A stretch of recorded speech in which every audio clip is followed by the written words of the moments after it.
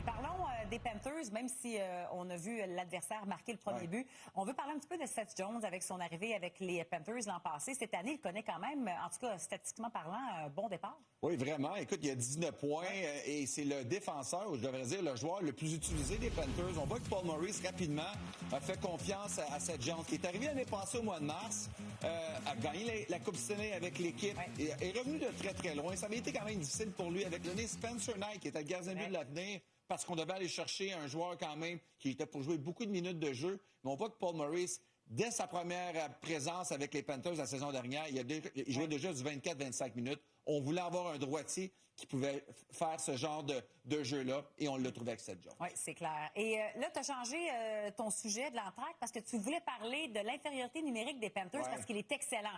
Mais là, on va plutôt parler du but en avantage numérique, mais ça démontre à quel point on a réussi à contrer l'infériorité numérique des Panthers, qui est tellement... On est septième dans la LNH, mais ça va bien. Oui, écoute, les Panthers avaient été parfaits contre le Lightning dans le dernier match. Mais regardez encore une fois, quand ça marche pas, qu'est-ce qu'on fait? Rien, tu vois l'avantage numérique à 5 contre 5. C'est difficile. Tu peux pas toujours gagner les matchs là, 1-0, 2-1. À un moment donné, tu dois avoir besoin un petit peu de production. Et Armia, on le sait, on le voit avec le Canadien, il y a un potentiel. C'est un gars qui possède de bonnes mains. Oui. Et parle-moi du gardien Anton Forsberg, parce que là, en l'absence de Darcy Kemper, il s'est blessé. Là, il est rentré en collision avec son joueur Antonin. On regarde les statistiques là, des gardiens qui ont passé dans les dernières années. La plupart ont de bons chiffres. Donc, une belle opportunité. Oui, quand même. Hein? Il doit la saisir. On va prendre une courte pause et au retour... C'est le sans-filet, Michel, et on en parle depuis déjà plusieurs heures de cette décision d'envoyer Jacob Fowler hier soir. Après avoir vu Jakub Dobeš connaître tellement un bon match face aux Oilers, je pense qu'on s'attendait tous à le revoir dans le filet hier soir. Écoute, oui, moi aussi, je m'attendais à ce que Dobeš soit devant le filet. Après avoir regardé le match contre les Oilers d'Edmonton, je vous ai regardé attentivement. Après, j'ai vu les commentaires de Martin Saint-Louis en disant probablement notre meilleur match de la saison. Je vais dire, j'ai regardé la cédule. J'ai regardé d'abord les Flyers hier, Chicago demain, Pittsburgh 2 matchs en fin de semaine. Hey, c'est une série parfaite là, que le Canadien peut gagner les 4 matchs. Et là, à ma grande surprise, Dobeš n'était pas devant le filet. On sait ce qui est arrivé hier. J'en reviens pas.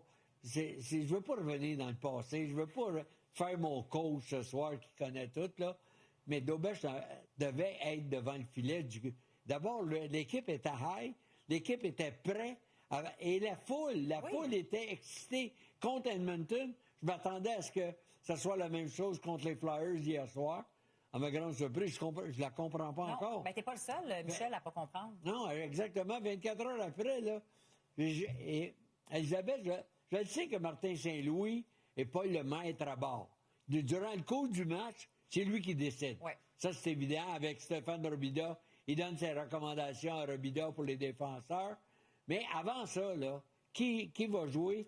J'ai eu mes discussions avec mon directeur gérant, des discussions animées, qui n'étaient pas d'accord avec qui gardait les filets. Il fallait que je sois vendeur à ce moment-là. Et là, qui prend décision pour le Canadien? Je ne sais pas. Je ne sais pas. C'est-tu Gorton? C'est-tu Hughes? C'est-tu Martin Saint-Louis? Oui, qui prend la décision finale, finalement? Bien là, le maître à bord, c'est Gorton. Ça, c'est le président hockey, c'est lui le maître à bord. Maintenant, il doit avoir des discussions pas mal animées. Mais disons qu'hier, malheureusement, ils ont pris la mauvaise décision. Et là, je m'attends à ce que Dobeš soit devant le filet demain. Oui. Et les 2 matchs contre Pittsburgh. Là, j'entends les grands analystes dire « 2 parties en 24 heures, on peut pas. » Ça, c'est la nouvelle mode. 2 parties en 24 heures, tu peux pas avoir le même gardien de but. J'en reviens pas. Nous autres, dans notre temps, là, tu gardais 3, 4, 5, 6, 7 parties consécutives. C'est un jeune homme de 20 ans. Il y a de l'énergie. Un petit voyage de 2 heures. Voyons donc. C'est ce qu'ils veulent, d'ailleurs. Oui. J'ai hâte de voir les matchs de fin de semaine. OK. Donc là, on a Chicago demain à la maison et Pittsburgh dans 2 jours. Demain, tu reviens avec Dobeš parce que le Montembeau est à Laval. On n'a pas besoin de gérer ça. Ça, c'est la bonne nouvelle. Non, c'est sûr. Fowler est et là, Pittsburgh, si on joue bien samedi à Montréal, Dobeš, tu le remets le lendemain. Ben oui, absolument, absolument. On s'en va, là, il va rester le match de lundi à Boston. Là, qui on met lundi à Boston, on verra. Montembeau, il faut qu'il joue. On verra. Mais non, mais Le petit gars va retourner à Laval. Fowler à Laval. Le petit Fowler, lui, va retourner à Laval. On l'a vu, on lui a montré ce que c'était à la Ligue nationale. Là, maintenant, Montembeault revient en pleine forme physiquement, mentalement ou quoi que ce soit. Moi, j'ai confiance en Montembeault. Là, arrêtons. Là, on fait des drames, des sagas, des téléromans avec les gardiens de but à Montréal. On fait de l'over-coaching qu'on appelle. On coach avant de coacher. Tu sais, à un moment donné, là, un match à la fois. Non, pas seulement tu gagnes, tu joues bien. Dommage, là, depuis le début de la saison, est le meilleur gardien de but du Canadien. Demain contre Chicago, le Canadien va gagner. Samedi contre Pittsburgh, le Canadien va gagner. Dimanche, on revient avec... Tant qu'il joue bien. Et pour lundi, je t'en parlerai lundi soir, je travaille avec toi lundi. C'est vrai. OK. Merci, Michel. Garde la belle énergie. Bye. On la voit pour discuter de quelques dossiers chauds actuellement. Renaud est le premier. On en a parlé d'entrée de jeu parce que les Kings sont en action sans Philippe Danault encore mis de côté. Qu'est-ce qui se passe avec lui? Il y a de l'intérêt? Oui. Est-ce que son passage dans la Ligue américaine pourrait se prolonger? Sur cette nouvelle, il y a quoi? Il y a une chicane entre deux équipes dans le même amphithéâtre? American Airlines